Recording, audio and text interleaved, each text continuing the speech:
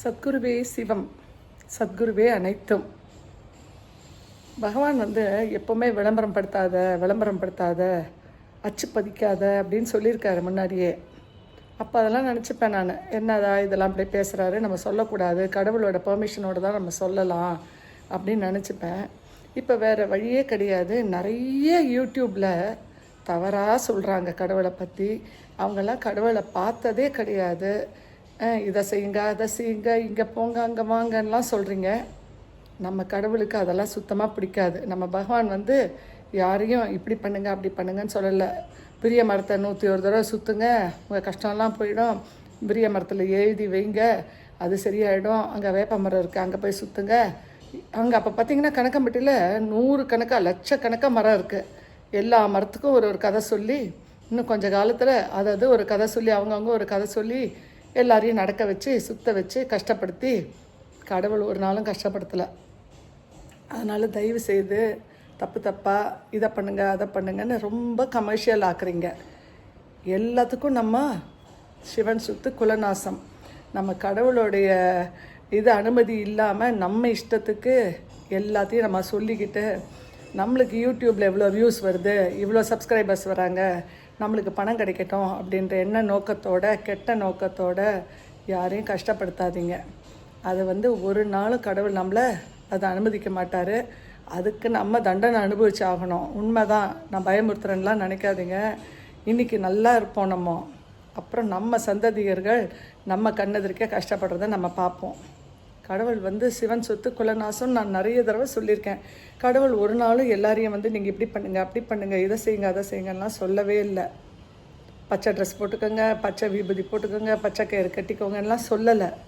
நம்மளா கடவுள் போட்டுக்கிட்டாரு. நம்ம என்ன நினச்சிட்ருக்கோம், நம்மளும் கடவுள் ஆகிடலான்னு நினச்சிட்டு நம்மளும் அந்த தப்பு பண்ணிட்டோம். இனிமேல் அந்த பச்சை ட்ரெஸ்ஸோ பச்சை வேஷ்டியோ அதெல்லாம் அவசியம் இல்லை. கடவுள் ஒத்துருதான் அதெல்லாம் போடலாம். நம்மளுக்கு அந்த அருகதையே கிடையாது. பச்சை சட்டையெல்லாம் போட்டுட்டு நம்ம ரொம்ப பசுமையாக இருக்கோம், நம்ம காமிச்சிக்கிறோம். ஃபுல்லாக உள்ளே அழுக்கு வச்சுக்கிட்டு எவ்வளோ பணம் சம்பாதிக்கலாம், கடவுள்கிட்ட வந்தால் எவ்வளோ கிடைக்கும், என்ன வியாபாரம் பண்ணலாம், இங்கே யாரை கவுக்கலாம், இங்கே யாருக்கு நான் வேலை வாங்கி தரேன்னு ஏமாற்றலாம், இப்படி சுற்றுங்க அப்படி சுற்றுங்கன்னெலாம் தயவு செய்து உங்கள் இஷ்டத்துக்கு சொல்லாதீங்க.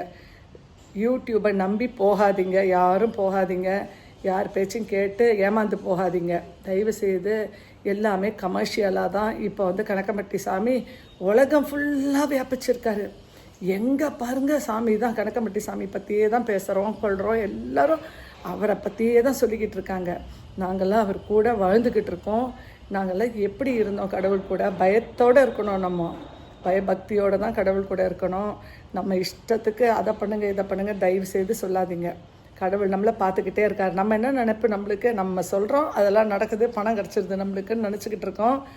ஒவ்வொரு காசுக்கும் ஒவ்வொரு நம்ம செயலுக்கும் நம்மளோட பாவ சுமையை இன்க்ரீஸ் பண்ணிக்கிட்டே இருக்கோம். எவ்வளோ நம்ம தப்பு செய்கிறோமோ அவ்வளோ பாவத்தை நம்ம சம்பாரிச்சிக்கிட்டு இருக்கோம்.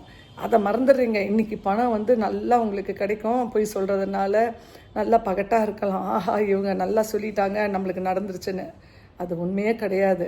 கடவுள் ஒரு நாளும் இதை சுற்று அதை செய்ய எதுவுமே சொல்லலை. இப்போல்லாம் அங்கே கும்மி ஆட்டம், அப்புறம் தீர்த்த காவடி, விளக்கு தீபம் அதெல்லாமே கடவுளுக்கு பிடிக்காதது. நம்ம அதெல்லாம் நம்ம செஞ்சதே கிடையாது. கடவுள் இருக்கிறச்ச ஒரு நாளும் நம்ம அதெல்லாம் செய்யலை. பால் அபிஷேகம் அந்த அபிஷேகம் எதுவுமே கிடையாது.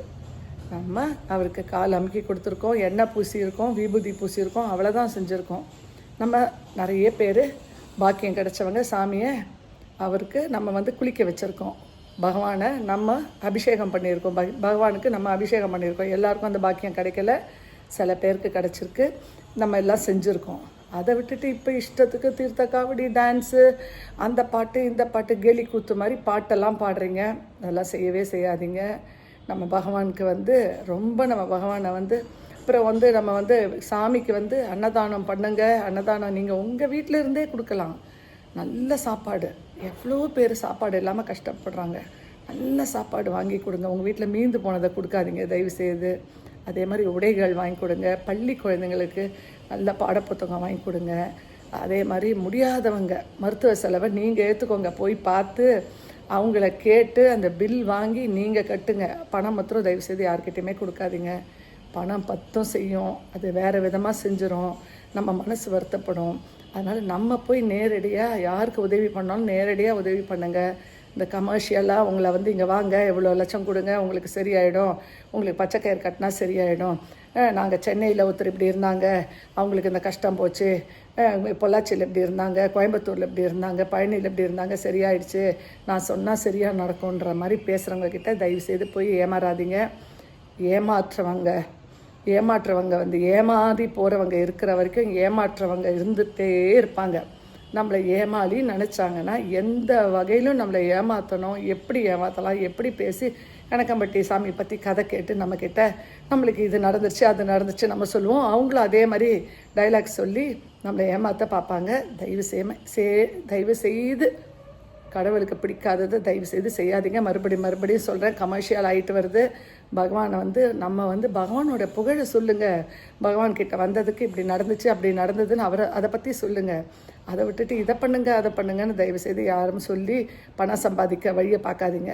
எல்லா இடத்துலையும் உங்களால் முடிஞ்சால் கோயில் கட்டுங்க, உங்களால் முடிஞ்சால் சாப்பாடு போடுங்க. எல்லா இடத்துலையும் நீங்கள் வசூல் பண்ணி தான் செய்யணும்னு அவசியம் இல்லை.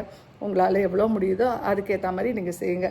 வெறும் ஒரு தயிர் சாதம், வெறும் சாதம், பருப்பு சாதம் போட்டால் கூட கடவுள் வந்து யாருக்கும் மாட்டேன்னு சொல்ல மாட்டார். நல்ல உயர்தரமாக இருக்கிற பொருளை வாங்கி எல்லாருக்கும் சந்தோஷமாக கொடுங்க. வாழ்க வளமுடன். நேர்மையாக அடுத்த வீடியோவில் உங்களை சந்திக்கிறேன்.